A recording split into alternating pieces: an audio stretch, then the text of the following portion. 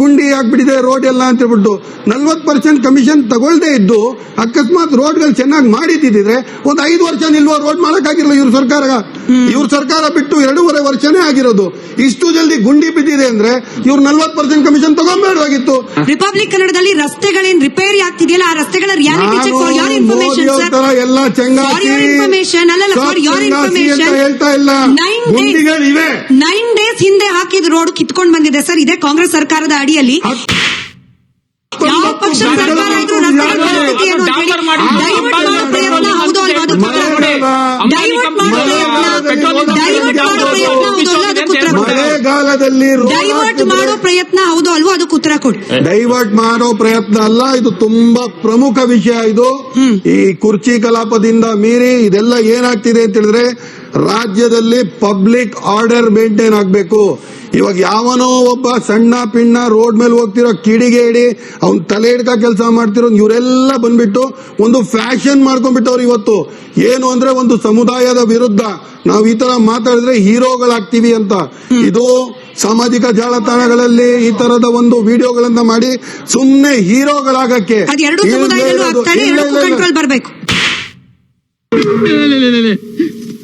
ನಾನು ಏನ್ ತಪ್ಪು ಮಾಡಿದೆ ಅಂತ ಹೊಡಿತಾ ಇದೆಯಾ ಹೀಗೆ? ಆಯ್ತು, ಎರಡು ಸಮುದಾಯ ಇದೆ ಅಲ್ವಾ, ಬರ್ಲಿ ಕಾಯ್ದೆ ಬರ್ಲಿ ಕಾಯ್ದೆ.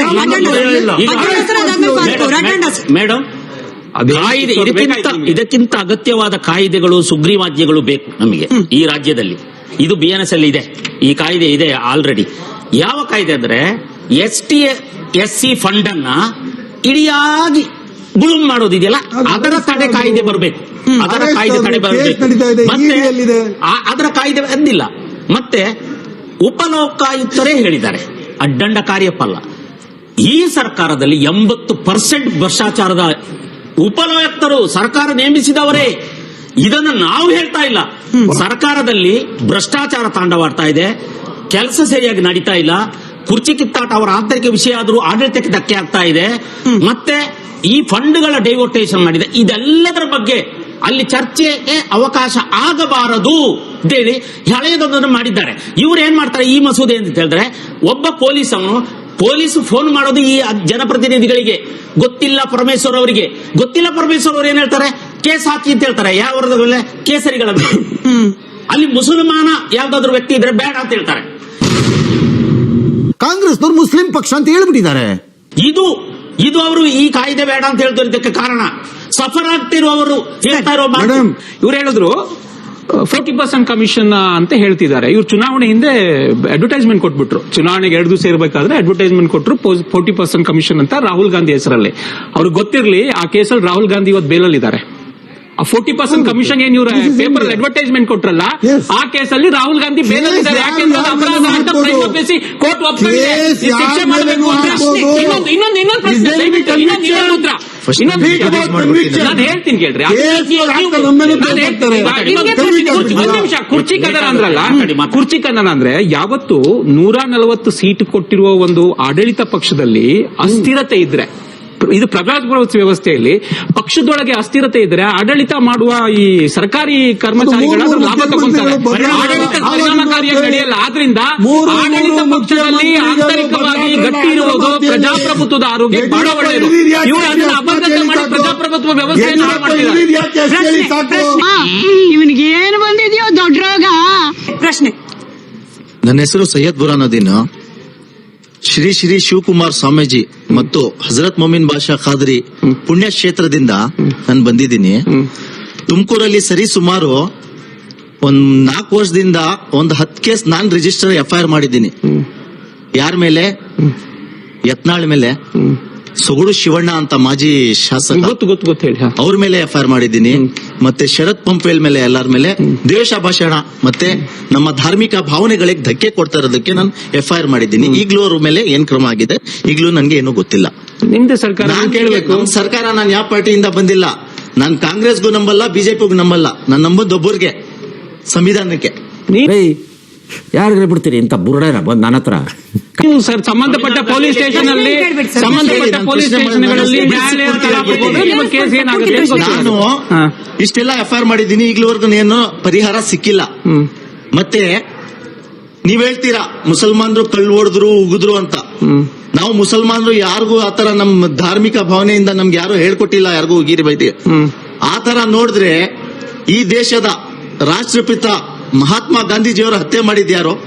ನಾಥೂರಾಮ್ ಗೋಡ್ಸೆ. ಅವ್ನು ಯಾವ ಸಮುದಾಯಕ್ಕೆ ಬರ್ತಾನೆ? ಬರ್ಲಿ, ಏನೀಗ ಏನೀಗ ಬರ್ಲಿ, ಏನೀಗ ಸರ್, ಆತ ಒಬ್ಬ ಕೊಲೆಗಾರ, ಕೋರ್ಟ್ ಅವನಿಗೆ ಶಿಕ್ಷೆ ಕೊಟ್ಟಿದೆ, ಆತ ಬರ್ಲಿ, ಯಾವ ಸಮುದಾಯ? ಅವ್ರು ಕೇಳ್ತಾ ಇರೋ ಪ್ರಶ್ನೆ ಏನಂದ್ರೆ ಸಿಂಪಲ್ ಆಗಿ ಹೇಳ್ತೀನಿ ಕೇಳಿ. ನಿಮ್ ಅವ್ರು ಪ್ರಶ್ನೆ ಮಾಡ್ತಾ ಇರೋದು ಕಲ್ಲೆಸೆದ್ರಲ್ಲ, ಕಂಪ್ಲೀಟ್ ಮಾಡ್ಬಿಡ್ತೀನಿ. ನಾಥೂರಾಮ್ ಗೋಡ್ಸೆಗೆ ಶಿಕ್ಷೆ ಕೊಟ್ಟು ಅದೇ ನೀವು ಬೆಂಕಿ ಹಚ್ಚೋರಿಗೆ ಆರೋಪ ಕೇಸ್ ವಿಡ್ರಾ ಮಾಡ್ತೀನಿ ಅಂತ ಹೇಳಿ ನಿಮ್ಮ ಸರ್ಕಾರ. ಯಾರೋ ಒಬ್ಬ ಕಿಡಿಗೇಡಿ ಮಾಡೋ ಕೃತ್ಯವನ್ನ ಒಂದು ಇಡೀ ಸಮುದಾಯ ಕಟ್ಟೋದನ್ನ ಅವ್ರು ಅಬ್ಜೆಕ್ಟ್ ಮಾಡ್ತಿದ್ದಾರೆ. ಒಂದು ಪ್ರಶ್ನೆ ಹೇಳ್ತೀನಿ. ರಾಮನಗರದಲ್ಲಿ ಮೊನ್ನೆ ದ್ವೇಷದ ಭಾಷಣ ಕೇಳಿದ್ರ ನೀವು? ರಾಮನಗರದಲ್ಲಿ ಮುಸ್ಲಿಂ ಸಂಘಟನೆ ಒಂದು ಕರ್ನಾಟಕ ರಾಜ್ಯೋತ್ಸವ ಆಯೋಜನೆ ಮಾಡ್ತು, ಕನ್ನಡ ರಾಜ್ಯೋತ್ಸವ. ಅಲ್ಲೊಬ್ರು ಮೌಲಾನನ್ ಕರೆದಿದ್ರು. ಅವ್ರು ಯತ್ನಾಳ್ರನ್ನು ವಾಚಾಮಗೋಚರವಾಗಿ, ಅಂದ್ರೆ ಟಿವಿ ಚಾನೆಲ್ ಅಲ್ಲಿ ಹೆಣ್ಮಕ್ಳು ಎದುರು ನಾನು ಅದನ್ನ ಆ ಭಾಷೆಗಳನ್ನ ಪ್ರಯೋಗ ಮಾಡೋದಕ್ಕೂ ನನಗೆ ಬಹಳ ಅಸಹ್ಯ ಆಗುತ್ತೆ. ಅಂತ ಭಾಷೆಗಳನ್ನ ಮಾಡಿ ಬೈದ್ರು. ಕೇಳಿಸ್ಕೊಂಡ್ರ? ಪ್ರತಾಪ್ ಸಿಂಹನ್ಗಳಿದ್ರು. ಅಲ್ಲ, ಇರ್ಲಿ, ನಾನು ಹೇಳ್ತೀನಿ. ಈಗ ನಾನು ನಿಮ್ಗೆ ಹೇಳ್ತೀನಿ ಲಾಜಿಕ್. ಆ ಭಾಷಣ ಕೇಳಿಸ್ಕೊಂಡ್ರ ಸರ್ ನೀವು? ಕೇಳಿಸ್ಕೊಂಡಿದ್ದೀರಾ? ಅಲ್ಲ, ಒಂದ್ ನಿಮಿಷ ಕೇಳಿಸ್ಕೊಂಡಿದ್ದೀರಾ? ಇಲ್ಲ.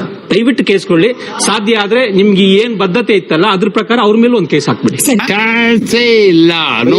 ಅಬ್ದುಲ್ ರಜಾಕ್ ಅವ್ರಿಗೆ ಪ್ರಶ್ನೆ. ರಜಾಕ್ ಅವರೇ, ತಾವು ಹೇಳಿದ್ರಿ ಎಂಐಎಂ ರಾಷ್ಟ್ರೀಯ ಅಧ್ಯಕ್ಷರಾದ ಬ್ಯಾರಿಸ್ಟರ್ ಅಸದುದ್ದೀನ್ ಓವೈಸಿ ಬ್ರದರ್ ಅಕ್ಬರುದ್ದೀನ್ ಓವೈಸಿ ಅವರು ಮರ್ಯಾದಾ ಪುರುಷೋತ್ತಮ್ ಶ್ರೀರಾಮ್ ಅವ್ರ ಬಗ್ಗೆ ಬೈದ್ರು ಅಂತ. ನೀವು ಮಾತು ವಾಪಸ್ ತಗೊಳ್ಬೇಕು. ಅವ್ರು ಎಲ್ಲೂ ಶ್ರೀರಾಮ್ ಅವ್ರಿಗೆ ಬೈದಿಲ್ಲ. ನಿಮ್ಗೆ ಗೊತ್ತಿರದಂಗೆ ಅವರು ಲಾಲ್ ದರ್ವಾಜಾ ಅಂತ ಒಂದು ದೇವಸ್ಥಾನ ಇದೆ, ಆ ದೇವಸ್ಥಾನಕ್ಕೆ 5 ಕೋಟಿ ಹೋರಾಟ ಮಾಡಿ ಸಾಕ್ಷಿ ಮಾಡ್ಕೊಂಡು ಬಂದವ್ರೆ. ಅವರು ಮಾತಾಡಿದಕ್ಕೆ, ಯಾರೋ ಕೇಸ್ ಹಾಕಿದ್ದಕ್ಕೆ ಕಾನೂನು ರೀತಿಯಿಂದ ಅವ್ರಿಗೆ ಬರಿ ಮಾಡಿದೀರ.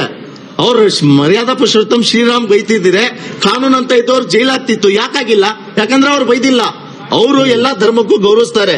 ಇದು ಮಾತು ನೀವು ಹೇಳಿದ್ ವಾಪಸ್ ತಗೊಳ್ಬೇಕು.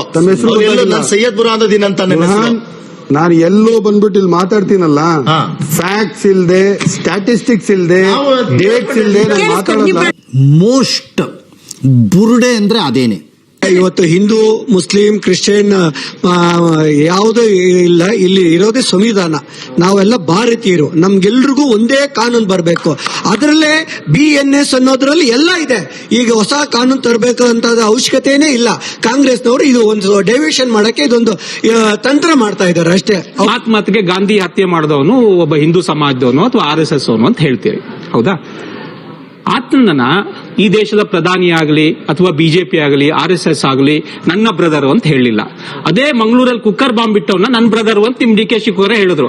ಆದ್ರಿಂದ ನಮಗೆ ಸರ್ಕಾರದ ಉದ್ದೇಶದ ಬಗ್ಗೆ ಅನುಮಾನ. ಅರ್ಥ ಆಯ್ತು, ನನಗೆ ಈಗ ಅರ್ಥ ಆಯ್ತು.